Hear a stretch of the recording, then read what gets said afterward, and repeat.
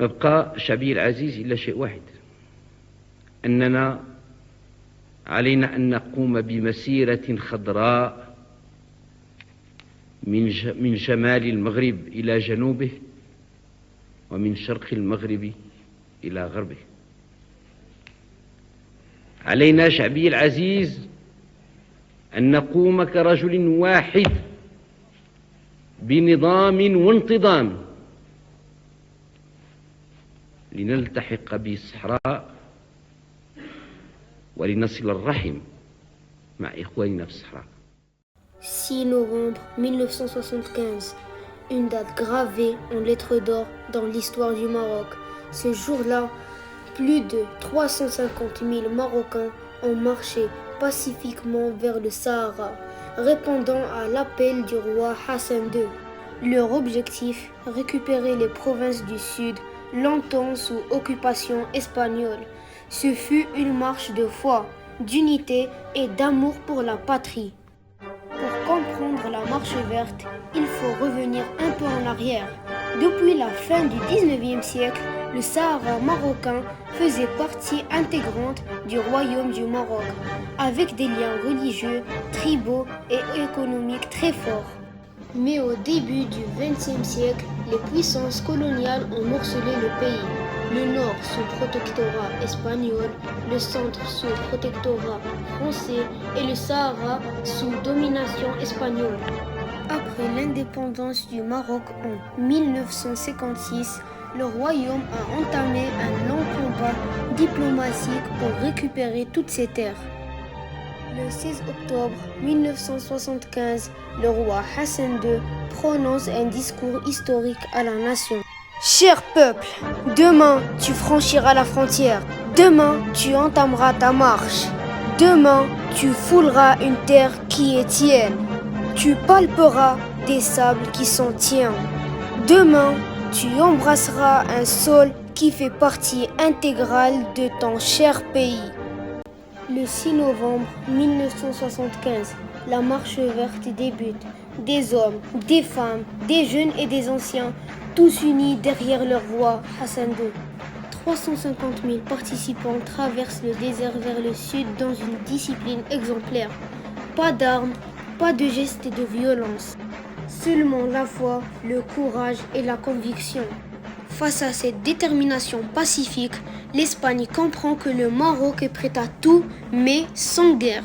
Quelques jours plus tard, les accords de Madrid sont signés, ouvrant la voie à la restitution du Sahara au Maroc. En 1975, l'Espagne accepte de se retirer. Le Maroc reprend progressivement le contrôle de ses provinces du sud. Ce fut une victoire sans armes, une victoire de la diplomatie et de la foi. La marche verte marque la fin de la colonisation au Sahara et le début d'une nouvelle unité nationale. Et puis vient le discours du roi Hassan II. وهكذا شعبي العزيز قمنا بمسيرتنا، وقمنا بها أحسن قيام. قمنا بها جاعلين منها وسيلة الضغط من جهة، ووسيلة التقارب من جهة أخرى. فحينما أردنا أن نظهر عزمنا وقرارنا على أننا مستعدون، الشعب المغربي كله، لأن يستشهد في سبيل صحرائه، كانت المسيرة عنوانا للشجاعة والإقدام والاستشهاد. وحينما قررنا أن نظهر للعالم المحبين منهم الخصوم أننا شعب يمكن أن ننطلق، بل في إمكاننا أن نقف ونتروى ونحكم العقل ونحكم المنطق، كانت تلك المسيرة المسيرة الخضراء السلمية البشرية الإنسانية التي دلت هي بدورها على مدى تعلقك بحضارتك وبالقيم الروحية التي جعلت منك عبر التاريخ ذلك الشعب المهاب الجوانب المحترم المكرم.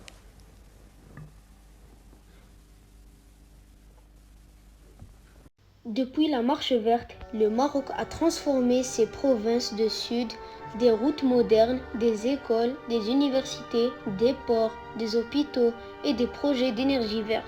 Les villes comme Laayoune, Dakhla et Smara sont aujourd'hui des pôles dynamiques économiques. Le Maroc y investit pour garantir un développement durable et inclusif, fidèle à l'esprit de la Marche verte. The Green March is not only a historical event, it is an eternal symbol of unity, twice, and patriotism. Every year on November 6, the Moroccans celebrate this epic with pride. The school, the administration, the families remember what this march represents: the love of the country, respect for national unity, and loyalty to the monarchy. Le 31 octobre 2025, le Conseil de sécurité des Nations Unies a décidé de consacrer le plan marocain d'autonomie comme la base pour parvenir à une solution politique finale aux différends régionaux autour du Sahara. Immédiatement, Sa Majesté le roi Mohammed VI s'adresse à son peuple en confirmant le temps est venu pour un Maroc unifié de Tanger à Guira, dont les droits, les frontières historiques ne peuvent être violés par quiconque. This is a pivotal moment in the history of modern Morocco.